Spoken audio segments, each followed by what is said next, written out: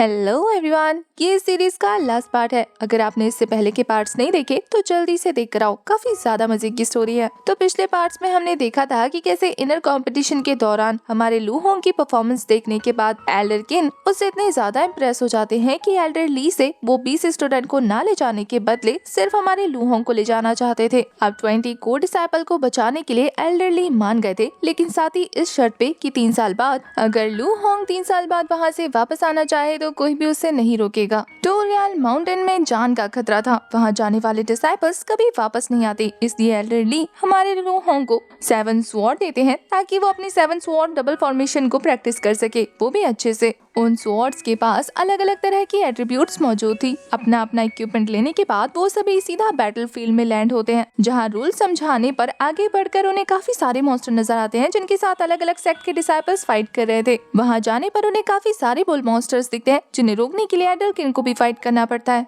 इस पार्ट की स्टार्टिंग में हमें मैट्रिक्स टावर को दिखाते हैं, जहाँ पर सारे कल्टीवेटर्स फाइट के बाद जाकर रेस्ट करने वाले थे। उस पूरी जगह पर एक प्रोटेक्टिंग बैरियर लगा हुआ था जिससे मॉन्स्टर आकर उन लोगों पर हमला न कर पाए। अंदर एंटर होने के बाद एल्डर किन अंदर मौजूद स्टूडेंट से कहते हैं कि अब न्यू कमर्स के रेस्ट करने की बारी है, इसलिए अंदर मौजूद सारे डिसाइपल्स बाहर जाकर फाइट करें। एल्डर किन के इस अनाउंसमेंट पर तेजी से बच्चे वहाँ से निकलकर फाइट करने के लिए बाहर पहुँच जाते हैं। तभी अंदर जाते हुए उन्हें एक टेंट में से 2 लड़कियाँ घबराती हुई बाहर आती हुई नजर आती हैं। उन लड़कियों को देखकर कोई कुछ भी समझ पाता कि तभी अंदर से एक और डिमोनिक कल्टीवेटर बाहर आकर उन्हें कहता है कि मुझे तो आराम भी नहीं करने दिया, ये लोग तो कुछ ज्यादा ही जल्दी आ गए। तभी उसकी नजर हमारी सीनियर सिस्टर जाओजुन पर पड़ती है, जिनकी खूबसूरती देखने के बाद तो इसके मुंह से लाल टपकने लगी थी। वो अपने गंदे इरादे शो करते हुए कहता है कि ये लड़की तो सच में कमाल की दिख रही है। इससे पहले कि वो कोई एक्शन ले पाता तभी उसके सामने एल्डर किन आ जाते हैं, जो काफी गुस्से में उसे शो करते हुए कह रहे थे कि अगर उसने ऐसा सोचा भी तो वो उसे चीर फाड़ के रख देंगे। एल्डर किन की कल्टीवेशन काफी ज्यादा थी, जिसका मुकाबला ये डीमन कल्टीवेटर नहीं कर पाता, इसलिए वो दुम दबाकर वहाँ से भाग जाता है। उसके वहाँ से जाते ही वो दोनों लड़कियां भी उसके पीछे पीछे वहाँ से रवाना हो जाती है, जिन्हें देखने के बाद हमारा लू होंग यही सोच रहा था कि यहाँ पर जानलेवा मॉन्स्टर के साथ साथ हमें इन डीमन कल्टीवेटर्स के साथ भी फाइट करना होगा। वैसे उन दोनों लड़कियों की हालत देखकर ऐसा लग रहा है जैसे यहाँ पर सरवाइव करने के लिए उसने उस डीमन कल्टीवेटर के साथ किसी तरीके की कोई डील की है, तभी तो वो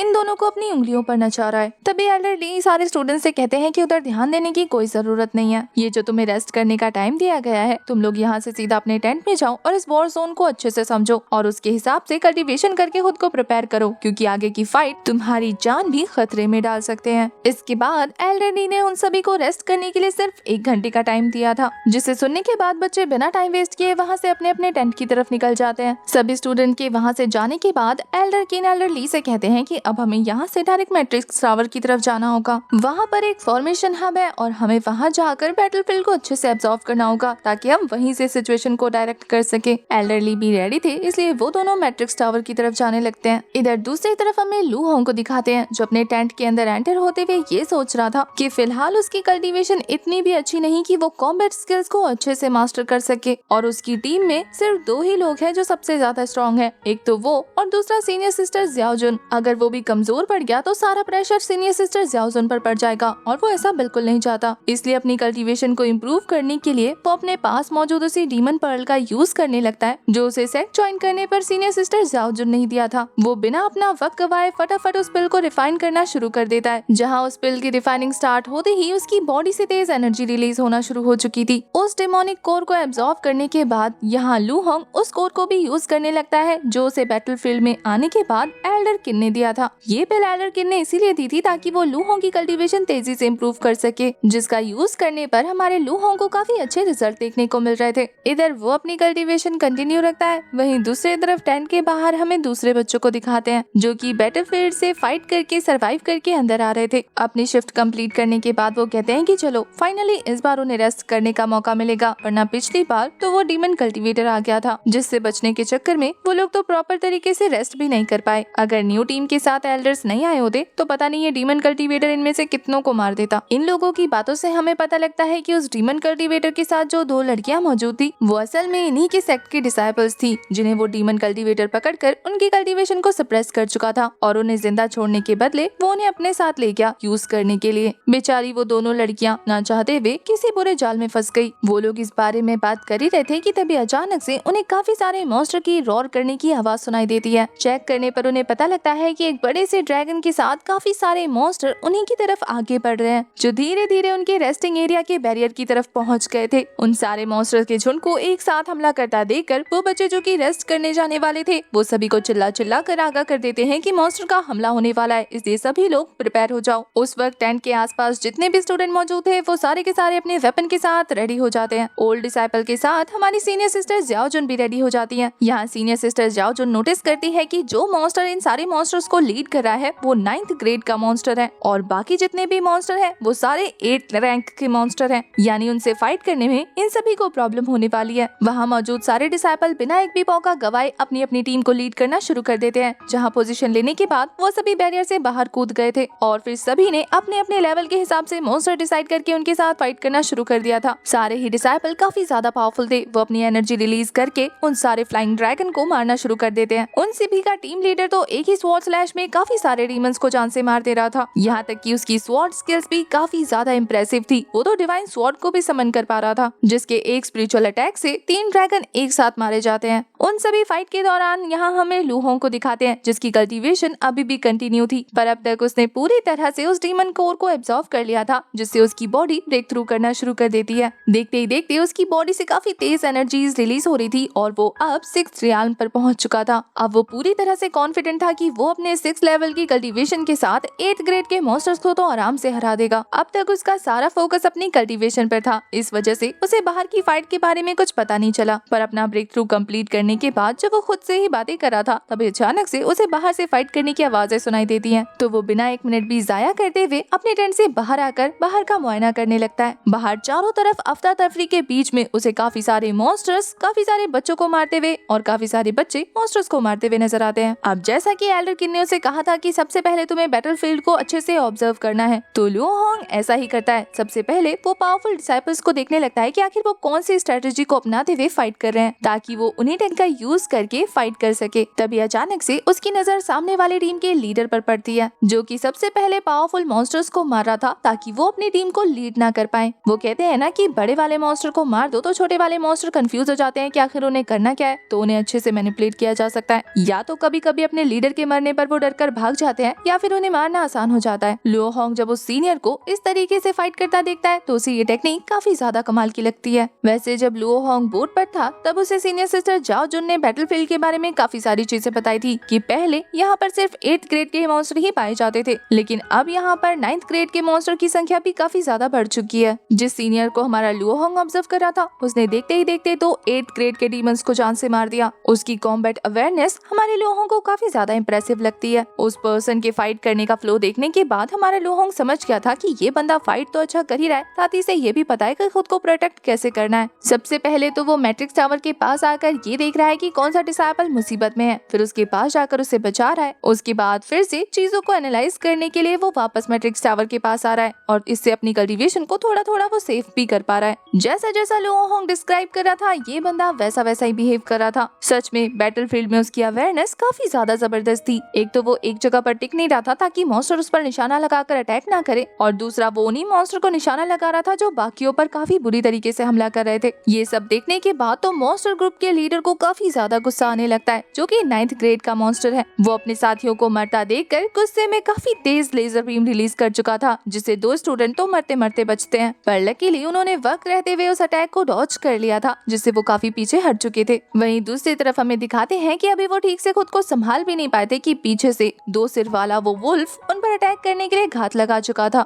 यहाँ ये दोनों डिसाइपल्स जो पहले से ही काफी देर तक फाइट करके आए थे, उन्हें रेस्ट करने का मौका नहीं मिला और अब उनकी स्पिरिचुअल एनर्जी काफी ज्यादा कम हो चुकी थी। वो दोनों समझ जाते हैं कि वो और मॉन्स्टर के साथ फाइट नहीं कर सकते, नहीं तो वो काफी बुरी तरीके से घायल हो जाएंगे। लगातार फाइट करने की वजह से उनकी बॉडी वीक हो चुकी है, अब वो और ज्यादा मूवमेंट नहीं कर सकते। तभी उन्हें प्रोटेक्ट करने के लिए सीनियर सिस्टर ज्याओ जुन उनके सामने आ जाती है, जो उन दोनों से कहती है कि तुम दोनों बेफिक्र रहो, इस मॉन्स्टर को मैं संभाल लूंगी, तब तक तुम दोनों थोड़ी देर के लिए ब्रेक ले लो। तुम्हें खुद को और ज्यादा पुश करने देने की कोई जरूरत नहीं है। पर सीनियर सिस्टर जियाओ जुन की बातों के दौरान ही वो वुल्फ पीछे से उनके काफी पास पहुंच चुका था। इससे पहले कि वो उन पर हमला करता, तभी तेजी से एक स्पिरिचुअल स्वॉर्ड आती है और वो उस वुल्फ के साथ साथ सामने वाले ड्रैगन को भी जान से मार देती है। ये स्वॉर्ड और किसी की नहीं बल्कि एल्डर किन की थी, जो अपनी फ्लाइंग स्वॉर्ड के साथ वहां आते हुए कह रहे थे कि तुम लोगों की बैटल अवेयरनेस और कॉम्बैट स्किल्स दोनों ही काफी ज्यादा कमजोर है। अगर इसी तरीके से कंटिन्यू करोगे तो कोई ना कोई बीस्ट तुम्हें जान से मार ही देगा। यहाँ एल्डर कमांड संभालते हुए अपनी स्वॉर्ड से एक जबरदस्त स्लैश लगाते हैं, जिससे वहाँ पर एक बुल मॉन्स्टर देखते ही देखते मारा जाता है। हमारे एल्डर किन की कल्टीवेशन काफी ज्यादा स्ट्रॉन्ग थी, इसलिए उनके ऑरा को सेंस करने के बाद वो मॉन्स्टर उनसे डरकर वहाँ से भागना शुरू कर देते हैं। उन्हें वहाँ से ज्यादा देखकर एल्डर किन यहाँ सब पर भड़कते हुए कह रहे थे कि तुम सभी को अपना ख्याल खुद रखना होगा। हर बार बैटलफील्ड में आकर मैं तुम्हें नहीं बचाने वाला। एक बार जब तुम बैटलफील्ड में एंटर हो जाओ तो फिर तुम एक वॉरियर हो, जिसे खुद के लिए फाइट करना होगा और दूसरों को भी बचाना होगा। याद रखना,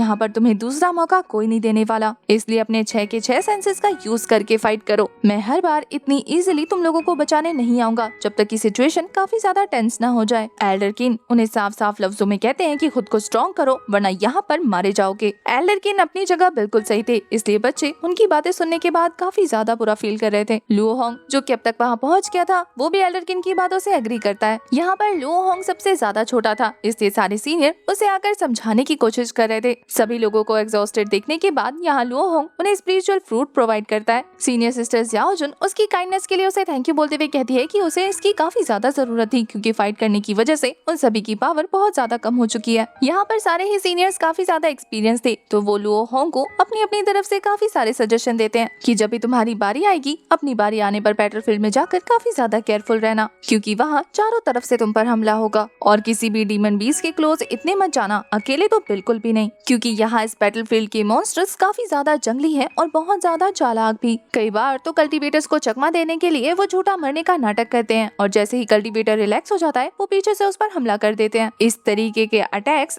इन वाले सीनियर्स के साथ काफी बार हो चुका है। इतना ही नहीं, वो मॉन्स्टर तो इतने ज्यादा चालाक हैं कि अगर तुम एक टेक्निक के साथ उनके साथ फाइट करोगे ना, तो वो उसे आराम से पहचान जाएंगे, और जब तुम दोबारा उस टेक्निक का यूज करोगे तो वो उससे बचने का रास्ता निकाल लेंगे। इसका मतलब ये है कि वो सेम टेक्निक का अटैक एक मॉन्स्टर पर बार बार नहीं कर सकता। ये सारे सजेशन लुओ होंग के लिए काफी ज्यादा काम के थे, तो वो उन सभी को थैंक यू बोलने लगता है इतनी सारी काम की चीजें बताने के लिए। साथ ही वो उन सभी को रिलैक्स रहने का कहता है कि मुझे कुछ नहीं होगा, मुझे लेकर चिंता करने की कोई जरूरत नहीं है। आप लोग अपनी अपनी कल्टीवेशन पर ध्यान दीजिए, क्योंकि आप लोगों के लिए रेस्ट करना काफी ज्यादा जरूरी है। वो लोग इस बारे में बात कर ही रहे थे कि तभी एक स्टूडेंट अनाउंसमेंट करता है कि काफी सारे मॉन्स्टर का झुंड उनकी तरफ आगे बढ़ रहा है, और इस बार काफी सारे फ्लाइंग बीस्ट अटैक करना शुरू कर देते हैं। उन बीस्ट को देखने के बाद बाकी सारे बच्चे रेडी हो गए थे, और एल्डर्स यही सोचने लगते हैं कि दूसरी वेव काफी ज्यादा जल्दी आ गई है, ऐसा तो अब तक कभी नहीं हुआ था। यहाँ दूसरी तरफ हम दूसरे टीम के लीडर को देखते हैं, जो अपनी स्वॉर्ड टेक्निक का यूज करते हुए एक साथ मल्टीपल स्लैशेस का यूज करके उन फ्लाइंग ड्रैगन्स को जान से मारना शुरू कर देता है। जहाँ उसके एक ही स्लैश से 3 ड्रैगन का नामो निशान मिट चुका था, वहीं चौथा वाला फ्लाइंग ड्रैगन उस अटैक को डॉज करते हुए तेजी से सीनियर सिस्टर जियाओ जुन की तरफ आगे बढ़ रहा था। वो भी अपने स्वॉर्ड में एनर्जी रिलीज करते हुए फाइट के लिए पूरी तरह से तैयार थी। तो जैसे ही वो ड्रैगन अपनी फायर रिलीज करता है, वो भी अपने स्वॉर्ड से स्पिरिचुअल लेजर रिलीज कर देती है। जैसे ही दोनों अटैक आपस में टकराते हैं, काफी जबरदस्त ब्लास्ट क्रिएट हो जाता है, पर इस खतरनाक अटैक से उस ड्रैगन को कुछ नहीं होता, बल्कि वो तो सीनियर सिस्टर जियाओ जुन के काफी ज्यादा पास आ जाता है। वो ये देखकर बहुत ज्यादा डर जाती है। उनके कुछ भी रिएक्ट करने से पहले तभी वहाँ पर फिर से एक स्पिरिचुअल स्वॉर्ड आती है और उस ड्रैगन का नामो निशान मिटा देती है। ये और कोई नहीं बल्कि एल्डर किन थे, जिन्होंने प्रॉमिस किया था कि वो इन डिसाइपल्स को कुछ नहीं होने देंगे। तो वो फिर से सीनियर सिस्टर जियाओ जुन को प्रोटेक्ट करते हैं। यहाँ हम दूसरे सेक्ट के लीडर को देखते हैं, जो कि काफी ज्यादा पावरफुल था। वो एक खतरनाक एनर्जी रिलीज करके अपनी स्वॉर्ड फॉर्मेशन का यूज करके सामने मौजूद ड्रैगन को जान से मार देता है। अब तक एल्डर के बाद बैटलफील्ड में जो सबसे ज्यादा पावरफुल दिख रहा था, वो यही लीडर था, जो अपनी टीम को लीड करते हुए कहता है कि अगर जिंदा रहना चाहते हो तो अटैक करो। उसके ऐसा कहने पर सभी लोग तेजी से अटैक रिलीज करना शुरू कर देते हैं। काफी सारे लोगों के एक ही ड्रैगन पर बार बार अटैक करने के बाद जब वो फाइनल अटैक थ्रो करता है, तो वो ड्रैगन भी मारा जाता है। सेकंड वेव में आए सारे मॉन्स्टर्स को उन लोगों ने मिलकर हरा दिया था। रेस्ट एरिया के अंदर एंटर होते हुए वो सीनियर लीडर अपने टीम मेंबर्स को मोटिवेट करते हुए कहता है कि ये बस एक सेकंड वेव थी, ये मत सोचना कि बैटल खत्म हो चुका है। सभी लोग जल्दी से रेस्ट करके अपनी स्पिरिचुअल एनर्जी को वापस से गैदर कर लो,